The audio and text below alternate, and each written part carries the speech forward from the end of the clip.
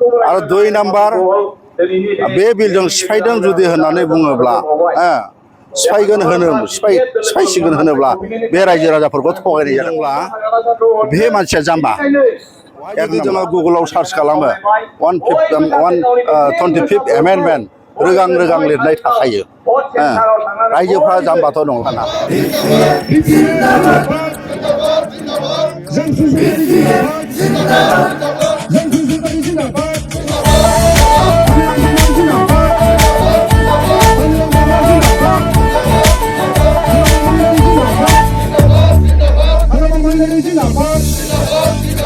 जेनजि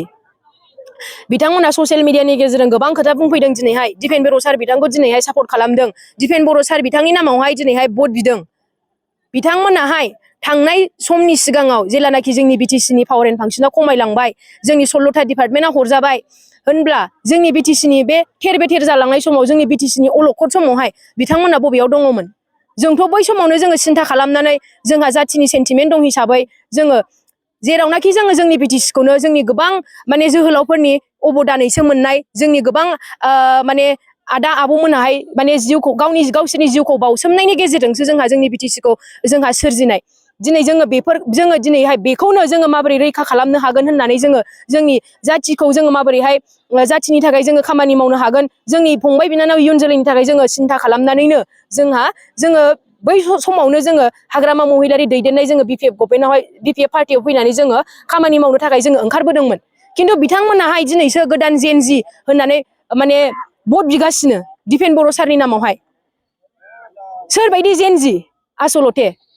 जाय प्रमद बर' सारमोनजोंहाय दिपेन बर' सार बिथांमोनजों मिसलिड खालायजायो जाय जोंनि बै बिटिसि बायदि जोंनि गोथार मन्दिर बायदि जोंनि बिटिसि सेक्रेटारियेट अफिसाव थांनानैहाय बुफाय बुसि खालामहैयो बिथांमोनाव थारैनो जाथिनि थाखाय साननाय दंमारोना बिथांमोनाव थारैनो जाथिनि सेन्टिमेन्ट दंना बिथांमोना थारैनो जोंनि फंबाय बिनानाव इयुन जोलैनि खोथाखौ सानोना सिन्था खालामो दिनै आङो बिसोरबायदि माने दैदेनगिरिफोरनिसिम आङो बेखौनो माने बुंनो लुगैदोंमोन खुनु माने बेवहाय रावजोंबो माने मिसलिड खालायजायालासे जोङो जोंनि इयुननि थाखाय जाय मोजां जागोन बेबायदि पार्टिखौ बेबायदि लिडारखौ माने बिथांमोनाहाय फसङोब्ला मोजां होननानै आङो बुंनो सानदों आं जोबोद मोजां मोनदों खारन गोबां जायगायाव आं मिथिं जाबाय मोनफ्रोमबो मिथिङाव रायजोफोरनि जेनाखि ओंखारनाय बाहागो लानाय बे माने साननायनि बाहेरायाव बेखौनो बुंदों जे बिराद जयनिं खालि जयनिं आं बेखौ नुदों आरोखि गतिके आं सानदों एबाराव जोङो सिडली समस्तियाव जोङो मोजाङैनो जों देरहालांसिगोन रायजोनि आदरखौ मोननानै आं मोननै खोथा बुंगोन बेवहाय बेखौ बुंदोंब्ला बे मानसिया जाम्बा 1 नाम्बार आरो 2 नाम्बार बे बिलजों सिफायदों जुदि होननानै बुङोब्ला सिफायसिगोन होनोब्ला बे रायजो राजाफोरखौ थगायनाय जादों मिथिबाय खारन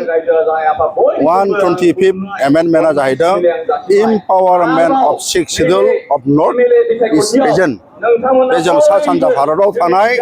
जोंनि 6 शेड्युलफोरखौ इम्पावार खालामनायसो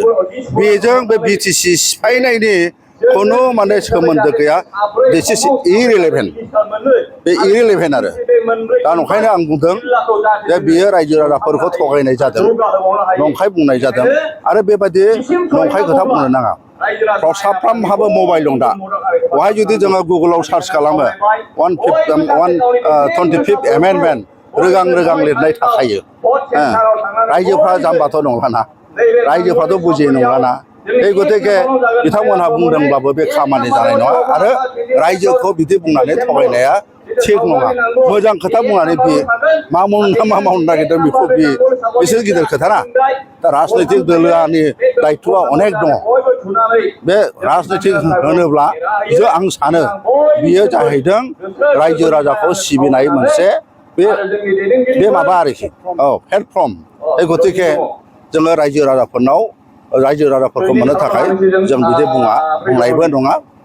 दा बेफोरनो खोथा आरोखि बिदि माने बुंलाबायनायखौ आंबो मोजां मोनाखै बेथ' जाथावनाया नङा होनबाय आङो बे 125th एसे आवगाय बुंबायना आङो बेजों बिटिसि सिफायनायनि माने खुनु बेयो माने खोथाया नङा बे इरिलेभेन्ट आं बेखायनो बुंदों जे 125th एमेन्डमेन्ट बिलआ बे जाहैदों जोंनि सिक्स सिडुलफोरखौ एम्पावारमेन्ट खालामनायसो आरो बे एम्पावारमेन्ट खालामनायावनो गासिबो दंजोबो आरो एम्पावारमेन्टआ माखौ एम्पावारमेन्ट खालामगोन बे बेवहाय दंजोबो गतिके बेखौ बुंलाबायनानै माने जुदि रायजोफोरनाव खिथायोब्ला रायजोफ्राथ' एसे नंगौ जागोन गोरोङाथ' बिराद गोरोंसैना मानसिफ्रा गोरों मानसिफ्रा बेखौ जाम्बासो होनगोन